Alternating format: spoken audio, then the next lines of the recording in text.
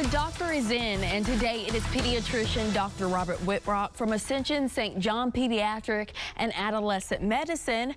And with the kids back in school, we're talking about bullying. Of course, this is not a fun conversation, but it's something that a lot of children unfortunately deal with. Absolutely. Bullying is something now that school's coming in, we're starting to see it a lot more. It's something that kind of gets worse as the year goes on and kids kind of get to know each other a bit more.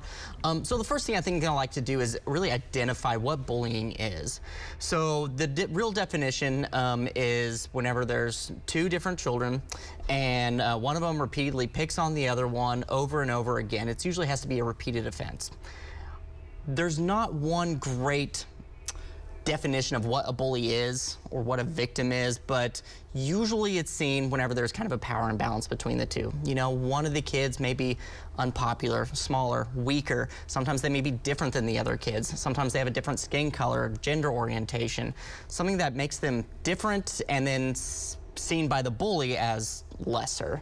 And so if you're a child and you're experiencing bullying, what is something you can do? Right. So one of the things that I have families talk with children about is, do we have it on? Yeah, there we go. When the bullying is going on, I tell my kids, look the bully in the eye.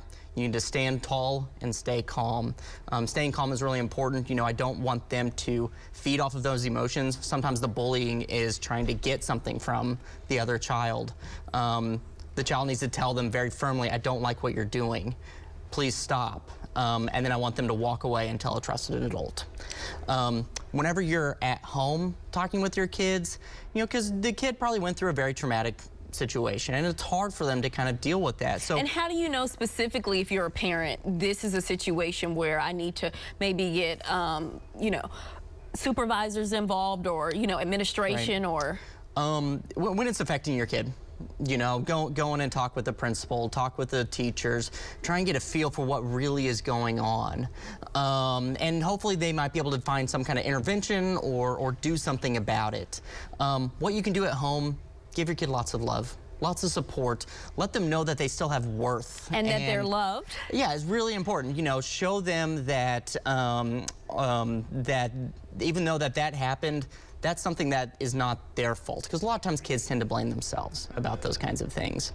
One thing that's also important is after school, try and find something fun for them to do that they can throw themselves and be good at something.